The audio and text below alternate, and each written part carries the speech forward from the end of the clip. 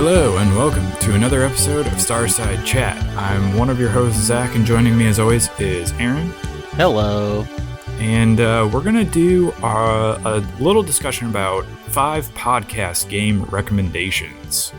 And not a lot of news this week, but our podcast game recommendations comes as sort of a nice tie-in to discussion on Rusty's retirement, which got a full release. I want to say this last week. I've spent some time with that and played a couple other things. It seems like maybe you've been watching some stuff.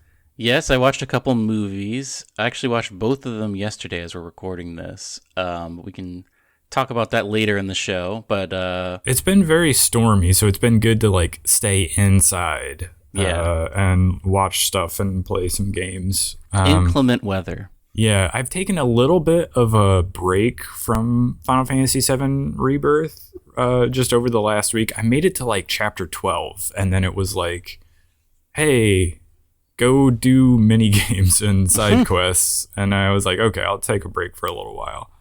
And so I've played through Toem, a photo adventure, so we can talk about that. Have you heard of that game? It sounds familiar to me.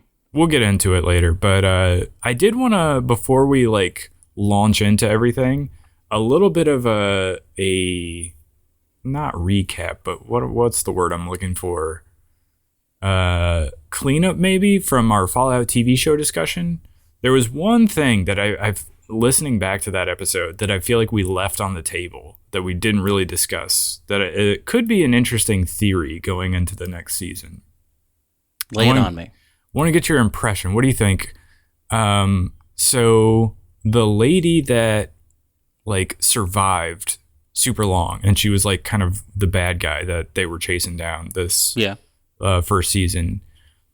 What if she had somehow access to that serum that guy gave, what's his name? The Brotherhood of Steel guy. Oh. And maybe she's just a not yet gross, what do you call it, ghoul. Ghoul. Because they a little bit like laid the groundwork, I feel like, with that, where the Brotherhood of Steel guy, his foot's all messed up.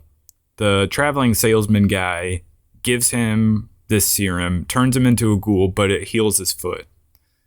But he's not all gross. I don't know how long that transition takes. Maybe we'll find out when we get into season 2.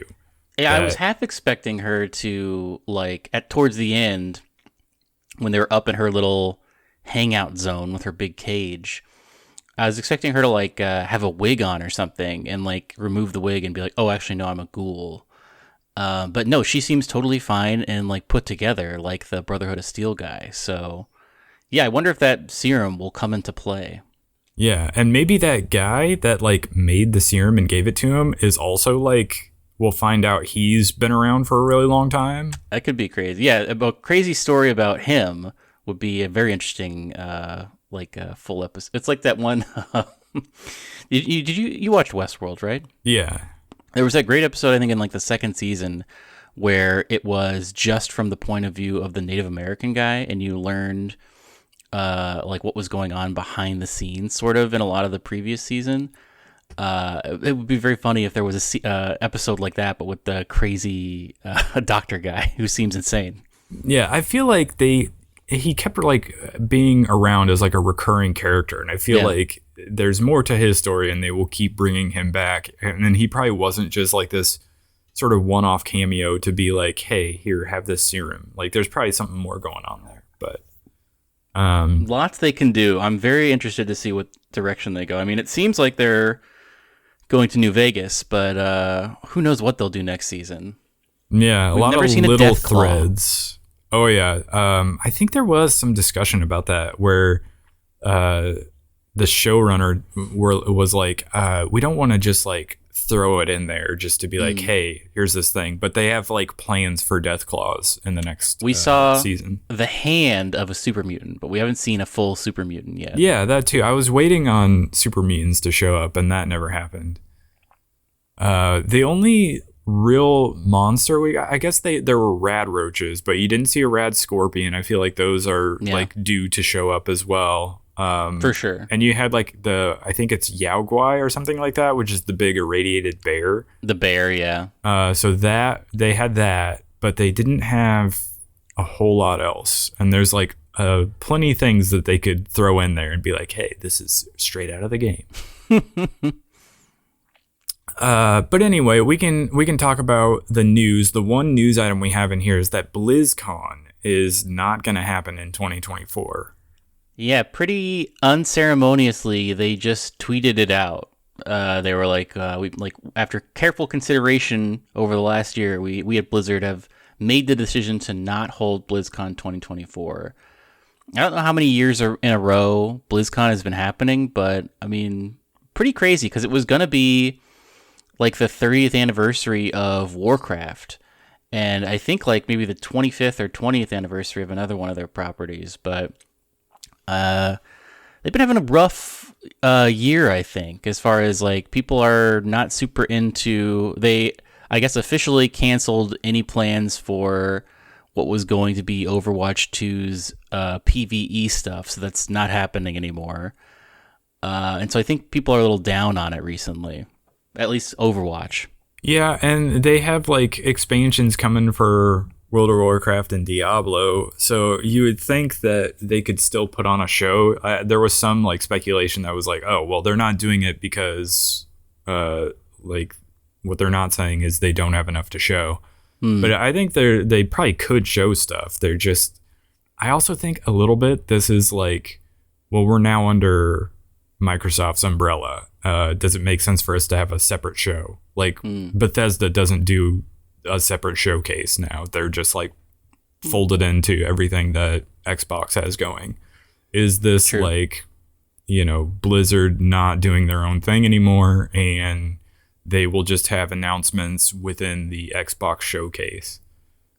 Do you think Bethesda will show anything at because I mean they had last year, obviously they had like a large segment for Starfield, but I mean they don't really have anything on the horizon now unless they're gonna maybe talk about Starfield DLC. Yeah, Todd Howard hinted that there was gonna be I almost said Todd Howard DLC. He hinted that there was going to be like new things coming to Starfield, but we haven't really seen that yet. Yeah, I think the only thing they could really talk about is, DLC for Starfield and potentially like some like, hey, the Fallout TV show was a hit and we have like season 2 has already been renewed, so there's that. Please welcome the ghoul to the stage. Yeah, they could do that. Bring out some of the actors and be like, "Hey, let's talk about the TV show and how successful it was." I hate when they do that. It would be a waste of a segment for sure, but they could definitely do that. Yeah, for sure. Yeah, I don't know. Because for sure, Elder Scrolls 6 is way too far out. Yeah, who knows what kind of state that's in.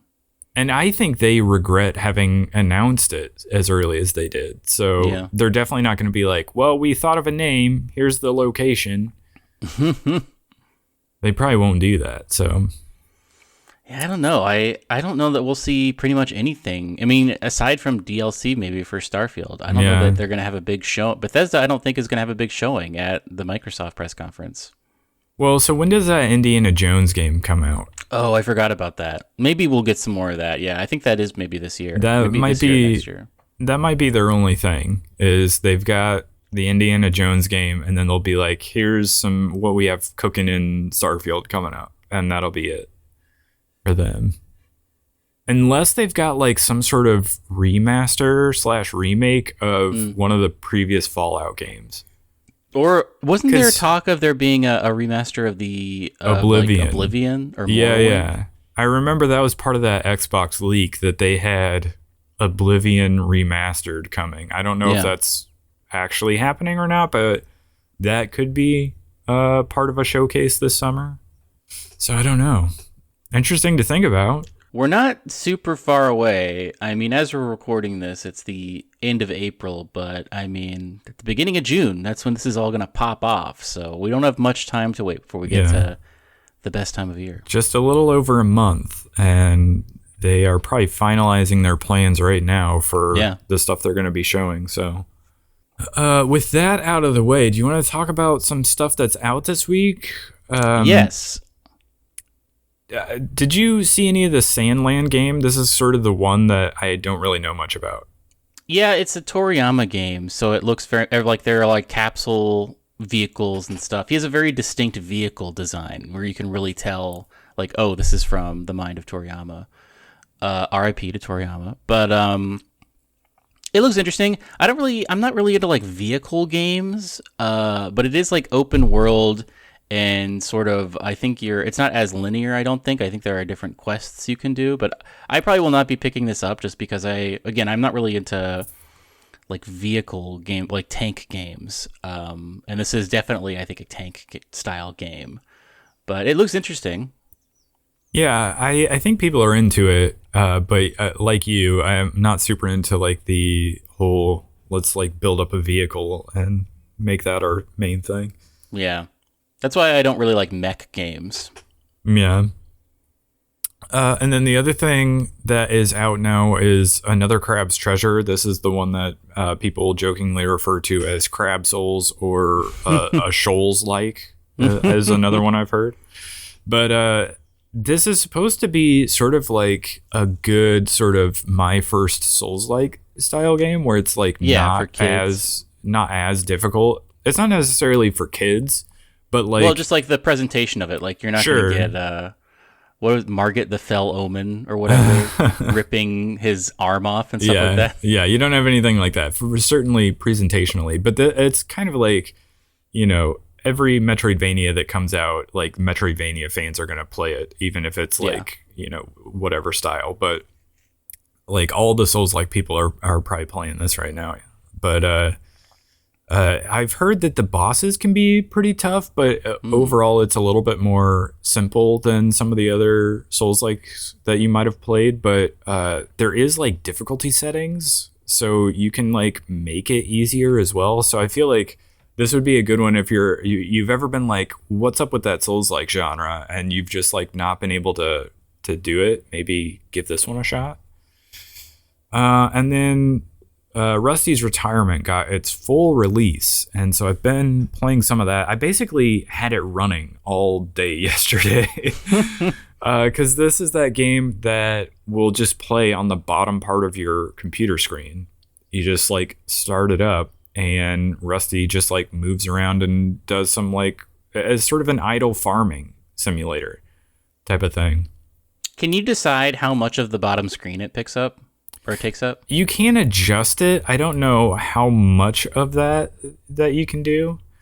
But you can adjust it. You can sort of make it go a little bit lower or a little bit higher up on the screen, so it's not like blocking your taskbar.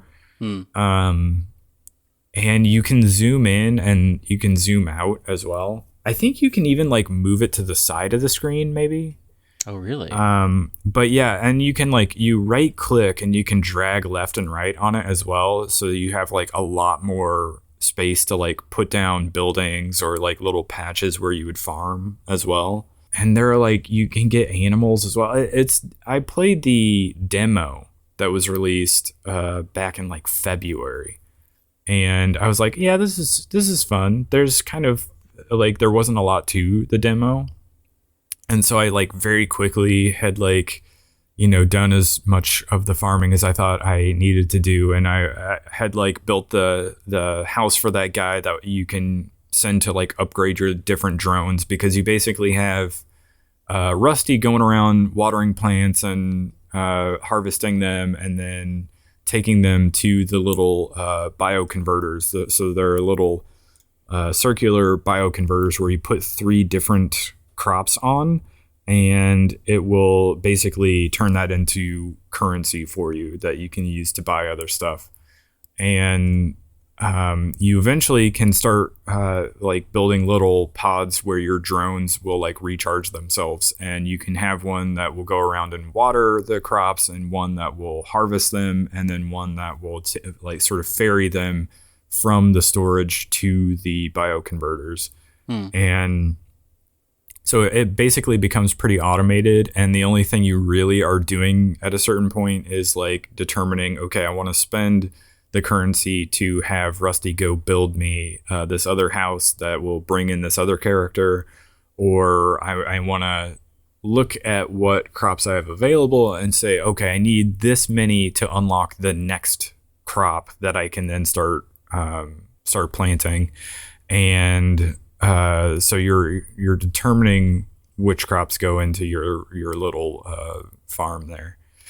So it is like pretty relaxing. There's also some like really chill music playing in the background. You can like turn that off as well because the idea is basically you're going to be on your computer doing other stuff, and this is just kind of happening in the bottom part of your screen, so it doesn't like block you from working on whatever else you're working on. So you can like be watching YouTube, you can be browsing the web, maybe you're even working, and you just sort of have this thing happening sort of idly in the background the whole time.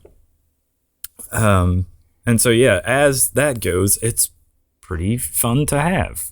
I kind of want it on my work computer, but I probably won't do that because it would probably be bad. Yeah. For my productivity, but but I definitely recommend checking it out. I think the introductory price on Steam is like $6.99. Not bad at all. Yeah, so not bad at all. And definitely if you're going to be on your computer, I think it maybe is also deck compatible. I'm not sure how that works. Oh, that's crazy. I would have to check it. I'm not sure how that works, but I think you can like use the zoom in function and then you can still play it on Steam Deck, which is interesting. But I also saw that the developer is maybe working on like a Mac version as well, which would be nice for me because I do have my laptop is a MacBook, so it would be nice to like sit on the couch and just be like doing stuff on my computer, but also have that running, which I think I would prefer to having it on Steam Deck, actually. Yeah. But I would like a soundtrack release for this because it's so like pleasant to have in the background. And it's just the one dev, right? I think so, yeah. It's because Haiku the Robot, I think, was made by just one guy. Yeah, it's that developer. So I was looking up something in like the community threads on the Steam page, and he responded and was like, yeah, that's something I would look into as far as making a Mac version. So yeah, I definitely recommend it if you have any interest in that sort of thing, or if you're even curious about like what is it like. There's a demo, so check it out. With that said, do we want to launch into our podcast games? Let's get into it. So, Zach, define for me what a podcast game is.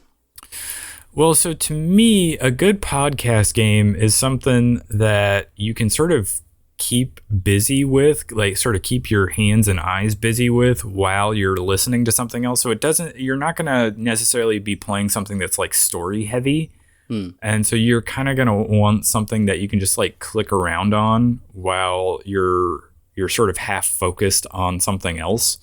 So I would say something like, for instance, that I've been playing recently, Final Fantasy VII Rebirth would not be a good choice for this. Like the open zone areas, if you're just running around doing stuff like that, maybe you could make a case for, because you could get some stuff done while listening to something else. But there's so much story happening there that you would have to pause the podcast frequently.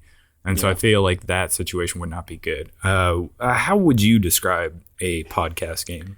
Yeah, I think something where like your main focus may be, at least for me, my main focus would be the podcast. So it's something where you can have your mind on the podcast, and yeah, like you said, you're keeping your other half like active, like your hands and eyes are focused on something else. But yeah, definitely not something where you're invested in the story. In fact, I would say actively something that doesn't have a story is probably the best. So like I think roguelikes are probably a great example of podcast games, because like again, you're not really you're somewhat progressing. I mean, I guess Hades would be a bad example of that. Yeah, I was going to say something that's too action heavy that will like pull your focus such that you're not really paying attention to what is being said in the podcast anymore. Is maybe a bad choice. So you want something I almost like something that's like maybe turn-based even over that if you're going to have combat, because then like the action stops down whenever you're not doing something. So you can like still be focused on what the the podcast is about, but then just like click around and make your choice, basically. So, Well, let's get into it. So we each came up with 5. So what's your number 5, Zach? now I thought about just putting a blanket like Ubisoft style open world game, but then I was like, maybe I shouldn't do that. So I in honor of our main like game that we were talking about this week, I did put Rusty's Retirement in at number 5 because That's a really solid one. Yeah, maybe the best example of a podcast game that has come out this year so far. What's your number 5?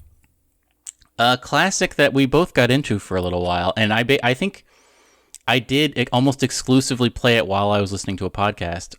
Dome Keeper. Ooh, that's a very good choice. Yeah, I forgot about that. A great little indie that I think they maybe have added more stuff to, but I haven't really returned to. But I mean, especially when you unlock the ability to have like extra large maps, but also like reduced danger where like the enemies don't come as often. There's a lot more chilling out time where you're just sort of mining and you don't have to like rush back up to the main area to do your defense. Which that can get a little like stressful sometimes, but Dome Keeper's great. I hope that they continue to expand it. I don't know. I haven't checked in on it in a while. I know there's 2 types of domes, but maybe there's more now. But yeah, I should jump back into that now that you mention it, because it is like it's a great podcast game, but it's also just like really fun. It is, yeah. And yeah, I'm sure there's new stuff in the game that we have not experienced since we last played it. So here's something else I would add to a podcast game. It's something where you don't necessarily need the sound, but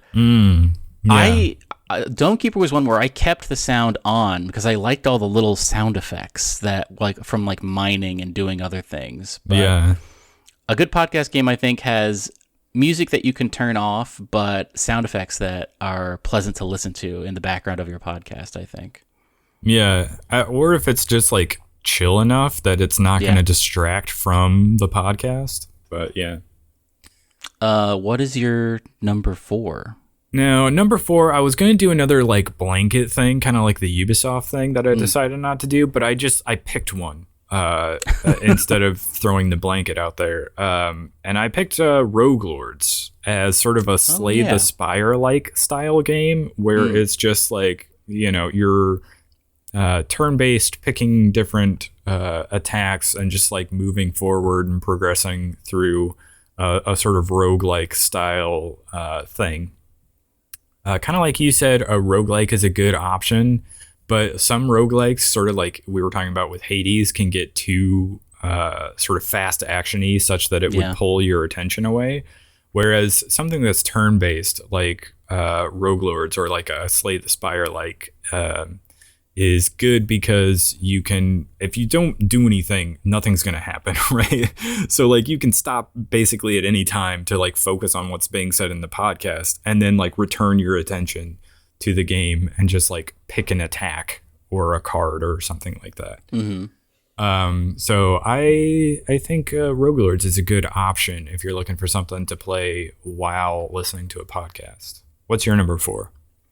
I think you're right that roguelikes are, or roguelites maybe, are a great podcast game because you get into like a loop and you don't really have to think about it.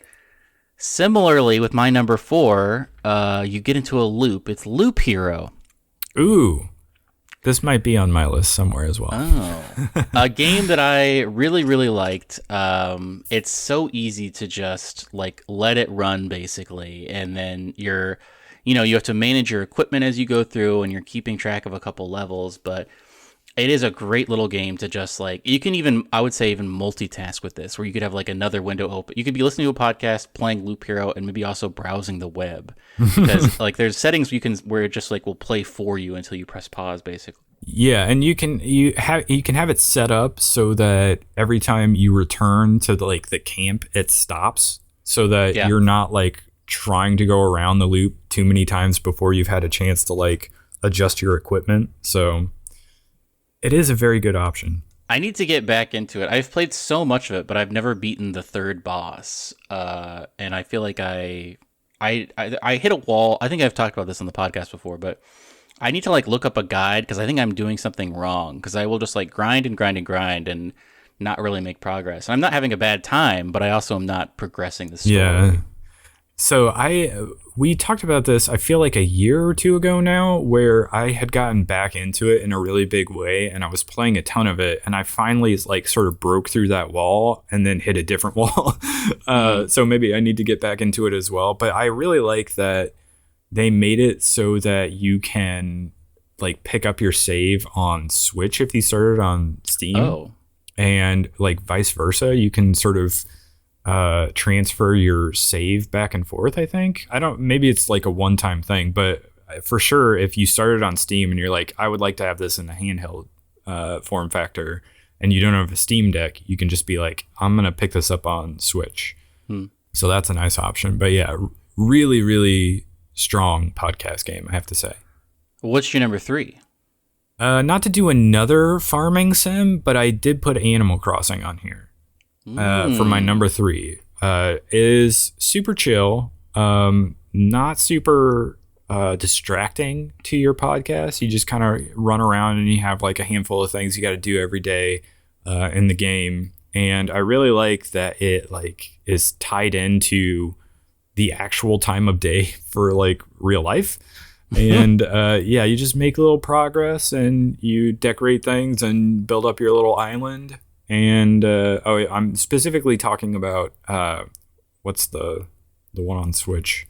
New Horizons, is that what it is? Yeah, I think so. I picked that up and played a bunch of it like maybe a couple of years ago now, and was surprised how much it grabbed me and how much I was enjoying just like going around doing little stuff like that. And it ended up being like a really great podcast game. I was just like, I would made it through so many podcasts listening to them while playing Animal Crossing. So maybe like farming sims is maybe one of the best genres for a podcast game. You could argue for sure. And Animal Crossing is probably one of the better farming sims out there. So actually, is it a farming sim? They added farming to it. You can plant crops in it, I think. Yeah, I was just thinking about it and I realized I feel like when I played, I didn't actually do a lot of farming. They added a lot of other stuff. They definitely added that. But yeah, you're like collecting different items that you use to sell and make money. So I guess you would probably classify it as that. But yeah, I just thought of it. I was like, is it actually a farming sim? But anyway, what is your number 3? Well, so yeah, like we said, I think podcast games are games you don't really have to think about, and this is one on my list that you do sort of have to think about. Probably the most one on my list where you have to actively engage with it because you have to sort of have a strategy. But my number 3 is Satisfactory, which I think is a very different game from the last time I played it. The last time I got really into it was probably 2 years ago, maybe 2 or 3 years ago. And they've continued to have product updates. I think they just had their 1.0 pretty recently. Because I follow, I think, Coffee Stain. That's the studio, I think, is Coffee Stain. But they had a video about, like, we're reaching our 1.0 launch. So, like, they've added, like, there weren't trains, I don't think, in the last time I played. They've added just, like, a crazy amount of content to this game. But it's a really great game because you can there's not really any dialogue. You're alone on a planet with, like, you know, basically aliens that you have to attack sometimes. Or you can turn it on to peaceful mode. But, yeah, you just sort of make your factory. You do have to sort of plan out and think, like, 3-dimensionally a little bit because you have to figure out how your different assembly lines are going to feed into your space elevator and whatnot. But, if you can get distracted by that and not stop listening to your podcast, I think it's great. Because I definitely listened to a couple podcasts while I was playing Satisfactory. Although I will say the majority of the time I played it, I was playing with friends. But I've always wanted to jump back into it now that there's way more content and do a solo world and just kind of like veg out and listen to a podcast. But I racked up a ton of hours in this, and I think it would be a great podcast game. Yeah, I can see why it would be pretty satisfying to listen to a podcast and just kind of plan out all of your stuff in that game. You have to a little bit be focused on what you're like, much more so than anything else on my list. You have to be actively engaged and like thinking critically. So it's maybe I put it high up just because I really like it and I want to force myself to get back into it. But maybe it should have been lower on the list. But that's my number 3. What's your number 2? Now, this one verges on being too action heavy to not pull your attention away from your podcast. But I did go with Vampire Survivors as my number 2. Oh, yes. Really satisfying, just like RPG type of thing where you're running around. You really don't have to attack at all. You're just moving a character around and avoiding enemies. So I think for the most part, it qualifies pretty well for our criteria because you can just sort of sit back and like move the thumbstick around to avoid enemies, and you're just like picking upgrades as you collect all of the stuff that the enemies that you kill drop and leveling up. And it is just that like perfect sort of, they call it lizard brain thing where you're just like constantly getting positive reinforcement with like picking up items and getting the upgrades and leveling up and all of this stuff. And it is just a super satisfying game. And I played a bunch of it here this last year. I got both my brother and my sister into it over like the holidays because we were hanging out and I was showing them this game. And it like is crazy how quickly this game that doesn't look like much visually just like immediately hooks anybody that plays it, even people who don't play a ton of games. It just like immediately hooks them because it's like so satisfying to get all of the upgrades and level ups and all of that. And so if you can just like satisfy that part of your brain but also be able to listen to a podcast at the same time, I feel like it's very satisfying to just like start a run and just like move around. And ideally it's going to take like a half an hour to get through. Yeah. So I mean, you can knock out a podcast, do 1 or 2 runs and you get through an entire podcast. So good to go. What's your number 2? This is true for me. And this is actually, I would recommend this whole series. All of the 2D versions of it. But in college, when I first got into listening to podcasts, I would throw a podcast on and play this game just over and over and over again.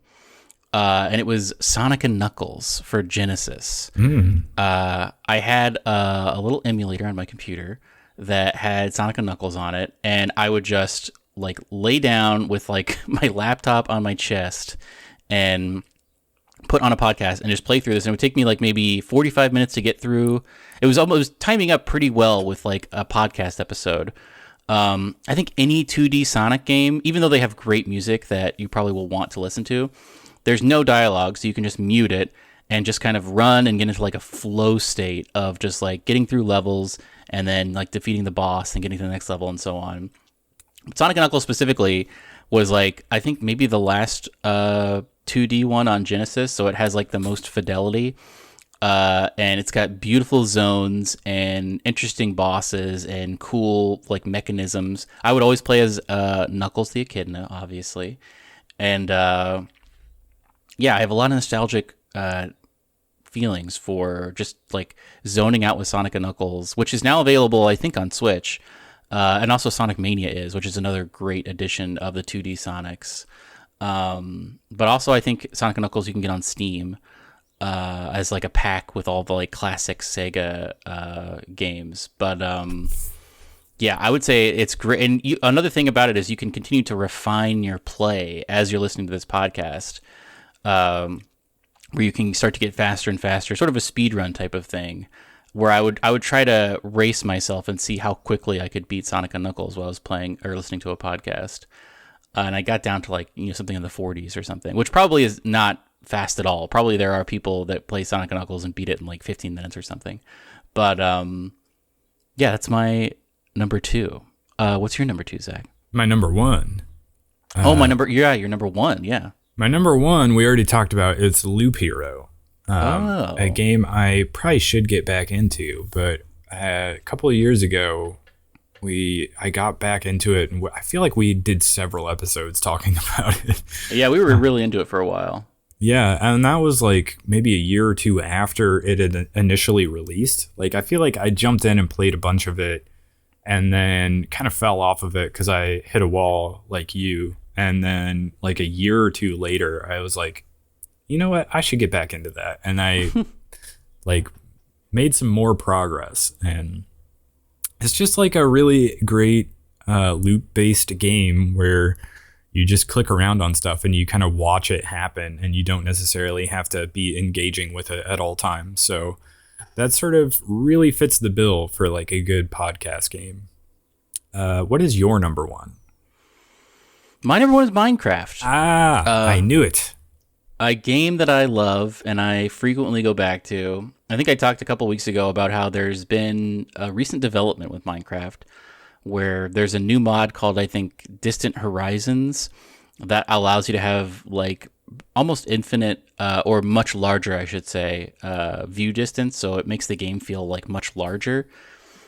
I have been thinking about getting back into it, but I just have been doing other things. But I will almost always throw on a podcast when I listen to or watch Minecraft, or play Minecraft rather. Just because a lot of that game is chilling out, especially if you're playing on peaceful, where you're just like collecting stuff, building out your base, and not really progressing anything. You're just sort of building and creating a little zone for yourself. Highly recommend. I mean, obviously the music in Minecraft is great. But this is another one where I have a lot of nostalgic feelings for the sound effects. So this is one where I would turn the music off probably, but keep the sound effects on of like the, placing blocks and collecting blocks of things. That's very satisfying sounds. Like when they all like suck up into you, especially if you've been like mining a bunch of stuff and then you drop into where you're mining and all the blocks like zoom into your person. You make that little pop sound. But yeah, Minecraft, a wonderful game to play with friends, but also with a podcast as your friend. Yeah, little surprising that Stardew Valley didn't make either of our lists, but another solid... I think that's maybe the ticking clock element of that. I feel like it's too stressful, where you have to like manage your days. I feel like maybe that's why I haven't jumped back into Stardew Valley in a long time, but just as like a farming sim, that is pretty good for like a podcast style game. Yeah. I feel like a lot of people would sort of go to that one, but also a good option is like open world sort of collectathon style games. Like a few years ago, back when Ghostwire Tokyo came out, I listened to podcasts and like would put on a TV show and just like sort of half pay attention to the show and half pay attention to the game. And it was like great because I could just go around doing all of the sort of open world collectathon stuff and not like focus the story at all. So it is a little bit that like Ubisoft style thing where if you're just roaming the open world doing stuff, like I guess you could make a case like Destiny would be like another solid one where you could just like go to the open zones and knock out some stuff and still be listening to a podcast. But or like an MMO, some kind of MMO where you have to like go around and do a lot of stuff that you don't have to focus on super hard. But anyway, that's our 5 podcast game recommendations for you. Let's talk about what we've been playing and watching. Zach, I watched 2 movies yesterday. I watched Dune 2 first. Had you seen it already, or was this the first time? This is the first time. Oh, did you like it? I liked it a lot. A lot more happened than in Dune 1, I will say. Yeah. I feel like I've not really watched Dune 1 more than once. I just watched it the one time and I haven't revisited it. But that I feel like was more, like it was a lot of table setting and a lot of just like, it was basically just vibes, as the kids say, where there's a lot of just like contemplative scenes where you're just like watching someone either come to a realization or have like a tense conversation. Whereas this one just like kept moving. Like every scene, there was like I was never bored, even though it was like a very long movie. But yeah, I loved it. I think I liked it more than the first one. I maybe have to rewatch the first one, but I very much enjoyed it. Yeah, I liked it a lot too. I think I have revisited the first Dune more recently. And I like that movie a lot too. But yeah, like you said, that one's a little bit more like slower paced and like table setting and stuff like that. And this is where like a lot of the action happens. The action. But yeah, it's very, very good movie. I liked it a lot. I'm very excited for the next one too. Yeah, speaking of action, I also watched Monkey Man. Yeah, tell me about this. I was into it. Very action packed. It just immediately hits you with how stylish it is. There's a great sequence early on, like very early on in the movie, like within the first 10 minutes, where someone's purse gets stolen, and then it has to like make its way back to Dev Patel. And that sequence alone, with like the music choices and all of this, are also really great. It's always got really good like music that really hits. There's not really a score. There's just like really good music drops. Action is really great. Really like it feels really raw and real. They do like a really good job. The choreography is like really on point. Story's really solid. There's not really anything bad I can say about it. Actually, I really enjoyed it. Is this the one that's sort of like almost John Wick style? Not only is it sort of John Wick style, in the first part of the, I almost keep saying game all the time. In the first part of the movie, he goes to buy a gun, and the guy's like, "Do you like watching John Wick? I just got the gun from John Wick in," and he's like, "No, I don't want that." But yeah, I mean, it's aware of what it is. It is definitely it's a John Wick style movie where, there's like a revenge plot or whatever. But an interesting thing about it is like, whereas John Wick is like a professional who's constantly, really aggressively winning at stuff. Where like, he's like, actively like trained for all of this. The main character in this one, who just goes by Bobby, is like, trained and pretty good at doing stuff, but definitely does make way more mistakes than John Wick does. He still like gets the job done, but there are definitely a lot of segments where he has to super improvise, which is they're shot really well, and it's very interesting to see like the improv he has to do when things go wrong. But it's a lot dirtier of a film than John Wick. John Wick is all about like, wearing a suit and, very cleanly executing things, where as this is like, he really gets into the, like, he's busting through walls and like jumping through a bunch of crazy stuff. I highly recommend this movie. It was very fun. How did you watch it? It's on digital now. You can rent it. Ah, man, you know what I really want to be on digital is that Godzilla -1. Yes, that was I saw that in theaters. I keep waiting for that to show up, and it just has not shown up yet. I think it's going to happen soon. I think it maybe is going to be on Prime. Hopefully soon. Because they have Shin Godzilla on Prime. Oh, is that available on Prime? I think it is, yeah. I should watch that and then like be ready to go Double feature. For the next one. Well, so the only other thing, I guess maybe I can talk about Shogun very briefly, that has finally wrapped up. And I was telling you before we started recording that I'm not sure whether they have a second season planned for this or not. It definitely. But you said it did end on a cliffhanger, right? It definitely set it up where it's like, okay, they definitely have where they're going to go for the next season. But I haven't seen. Maybe they have announced this, and I just haven't seen it. Whether or not it has been renewed for a second season, but I feel like it's. Maybe just because I see it everywhere, it seems like it has done well, or at least I hope it has, because I would love a second season. But that's that's what I've been seeing. Yeah, and they have like a ton of material. There's like 7 books, and they're all super long. So like they gotta renew this thing for sure. But I highly recommend it. I know you have not started it yet, but you should, because it's very good. I probably will. Now that it's fully out, I think I'll probably binge it. That's a good choice. Yeah. And then the other thing I have taken a break from Final Fantasy VII with is a game called Toem, Toem, a photo adventure. And this is I haven't heard of this actually. you should look it up because it's very good. It sort of made me think quite a bit of like a short hike.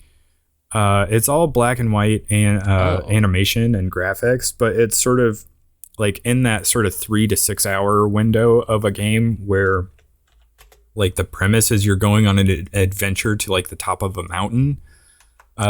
So kind of similar in that regard, but like very different in terms of like mechanics of the game. Cause obviously in this, you're moving around, taking pictures of things as opposed to like, you know, flying around or whatever, but, kind of similar idea, but, instead of like sort of an open worldy type of area like you had in a short hike, in this game it's more you're moving through these like little dioramas basically. It's kind of Paper Mario-esque. You're sort of talking to people. Yeah, I guess you could say that there is like sort of there's a flatness. A flatness to the characters and people you're seeing. So, but yeah, you're going around. It's almost sort of point and click adventure style where you're talking to people and they'll give you like a little request of some sort and you'll have to figure out how to sort of solve that for them. And sometimes that's as easy as like go take a picture of this thing and then come back and show it to them. And sometimes it's a little bit more involved than that. But there is also a free DLC that's out for this that I played through as well. It's it just kind of adds another zone for you to go through and some more quests to do. But there was like a really sort of heartwarming thank you note at the end of this game. Once I completed the full game and the DLC, the development team was like, "Thank you for playing our game." It was very nice. But yeah, it just got a physical release. I think maybe from I Am 8-Bit, like within the last like week or two. And I ordered the vinyl soundtrack for this because it's like very good, very chill music that's just like super pleasant to have on in the background. Also, a very good game to play if you're looking for something that you can platinum fairly easily.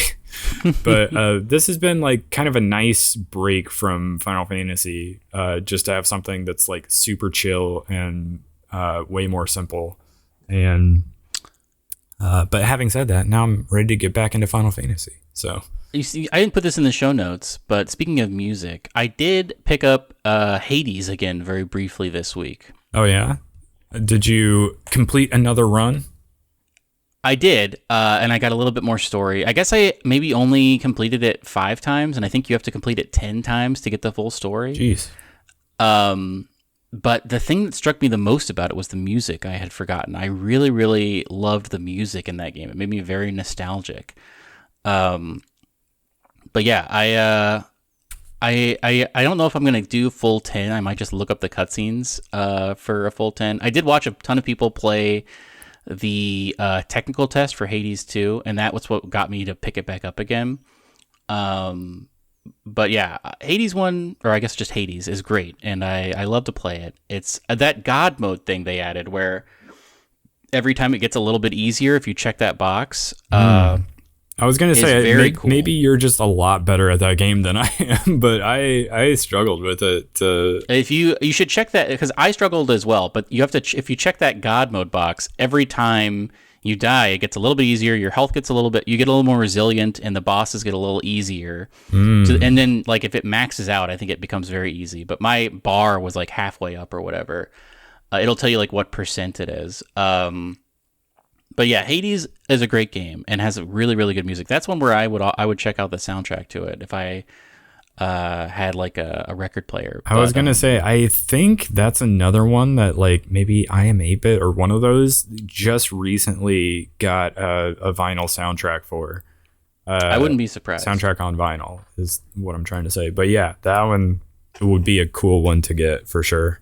Oh, one other piece of news I wanted to talk about. There's going to be an ID at Xbox showcase next week that we'll talk about. I think they're showing it on maybe tomorrow, actually, on the 29th, which is another chance for Silksong to be revealed, although I don't think it's going to be. I think it will be revealed. During I'm now a pretty summer confident showcase? it will be revealed at Summer Games Fest or the Microsoft press conference.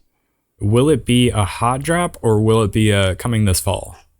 I don't know. I feel like I've said this a million times in the podcast, but I feel like they have to know that people are super into it.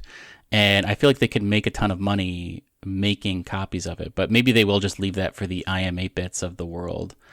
I don't know if it'll be a hot drop. If it is, would be insane. But I guess I'm not sure. Yeah, we'll find out in less than 2 months. We'll know soon enough. On that note, do you have any parting wisdom? Zach, I love Mexican food. I grew up in Texas, so I have more of a desire for Tex-Mex, which is apparently different in some ways, but I'm not exactly sure what. But I will frequently try to make it at home. And a thing that I have done recently that has really plussed up my at-home recipes is instead of buying just regular tortillas, I will go to the cool section of the grocery store and purchase those tortillas that are in the refrigerated section that you then just slap down on a pan for a minute per side. And man, it really does make a difference. I gotta say, it really can elevate just a kind of a boring bean and cheese burrito that you make yourself. It's just it makes a big difference, and it's pretty similar in price. Maybe it's a little more expensive, but and it is a little more time intensive. But if you like to make at home burritos of any kind, even breakfast burritos, try these.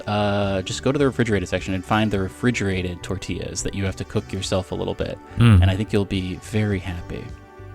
Yeah, and I have to say, even if you get I don't know, a microwavable burrito, if you throw that thing in the oven or an air fryer, it's gonna be an air fryer for sure, significantly better than if you just microwaved it for 2 minutes or whatever. Avoid the microwave. That's what I say. Yeah, I don't even have a microwave. I just use my air fryer for everything. There you go. Or cook it on the stove. But on that note, go ahead and follow us on Starside Cafe on YouTube, Instagram, and Twitter. And we'll catch you on the next one. Goodbye. Goodbye.